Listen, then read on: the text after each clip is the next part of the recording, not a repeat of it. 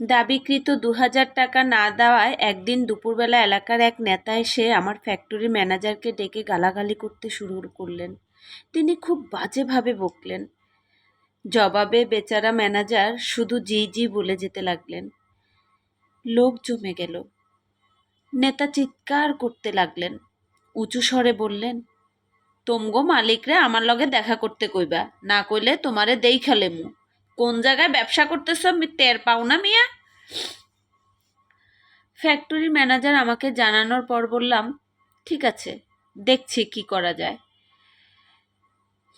পরের দিন দুপুরবেলা গভীর এক দীর্ঘশ্বাস ছেড়ে খুব বেদনাক্ত মন নিয়ে আমি তৈরি হলাম তার সাথে দেখা করতে। যাবার আগে অফিসে ভালো মতো অজু করে নিলাম। তারপর টেবিলের উপর রাখা কোরআন শরীফের পাশ থেকে সাদা টুপিটা হাতে নিয়ে মাথায় দিলাম। আমার ম্যানেজার মুখ অন্ধকার করে দাঁড়িয়ে আছে। বললাম, চলুন, আপনিও সাথে চলুন। ম্যানেজারের বুকের ভিতরে আমার মতো গভীর এক দীর্ঘশ্বাস বেরিয়ে এলো। আমরা দুজন দ্রুত পায়ে হাঁটতে লাগলাম। আমাদের সাথে একে একে আরও কিছু মানুষ সামিল হলেন। সবার মাথায় সাদা টুপি, কারো কারো গায়ে পাঞ্জাবিও রয়েছে। আমরা সবাই হাঁটতে লাগলাম নেতার জানাজা পড়তে।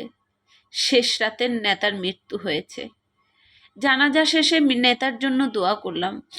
তার গুনাহসমূহ যেন আল্লাহ তাআলা মাফ করে দেয়, আল্লাহ তাআলার কাছে আকুতি চাইলাম। আকাশ ফেটে অগ্নিতাপ ঝরে পড়ছে যেন। আগের দিন দুপুরবেলা যে নেতার গাম্ভীর্যতা নিয়ে আমাকে তার সাথে দেখা করতে বলেছিলেন, পরের দিন দুপুরবেলা তার নিথর নিস্তব্ধ দেহখানার সামনে আমি ঠাই দাঁড়িয়ে আছি। অথচ তিনি নিশ্চুপ, নিশ্চল। কিছুই বলা তো দূরের কথা, সামান্য অঙ্গুলির ইশারা দেওয়ার মতো ক্ষমতা নেই তার। নেতার মৃতদেহ বহনকার ট্রাকটি আস্তে আস্তে বড় রাস্তায় এগুতে লাগলো। মৃত্যু বড় নিষ্ঠুর। সে নেতা চিনে না, আমির ফকির চিনে না, মেম্বার চেয়ারম্যান চিনে না, রাষ্ট্রপতি প্রধানমন্ত্রী চিনে না।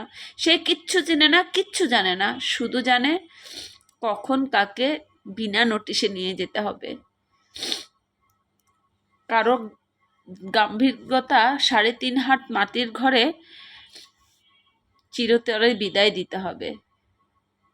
তাই অহংকার পতনের মূল। প্লিজ অহংকার করবেন না। দিন শেষে আমরা সবাই মাটির মানুষ, মাটিতেই মিশে যাব।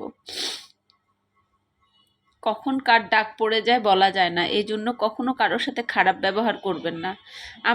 আমিও নিজেও করে ফেলি অনেক সময় ভুল বশতে। যদি আমার ভিডিওটা কেউ দেখে থাকেন, ওই ধরনের কারোর কাছে যদি যেয়ে থাকে, প্লিজ মন থেকে ক্ষমা করে দেবেন। আসসালামু আলাইকুম, আল্লাহ হাফেজ।